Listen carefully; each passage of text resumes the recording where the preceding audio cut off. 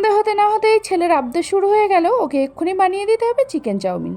তো ফ্রিজে দেখলাম কিছু বোনলেস চিকেন আছে, সেগুলো বার করে নিয়েছি। আর এদিকে চলে এলাম চাউমিন বানানোর জন্য।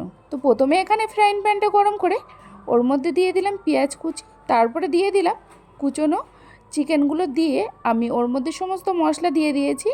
আদা রসুন বাটা দিয়েছিলাম, আর ওরই সঙ্গে একটু দিয়ে দিলাম হলুদ গুঁড়ো, একটু জিরে গুঁড়ো দিয়েছিলাম, একটু লঙ্কা গুঁড়ো।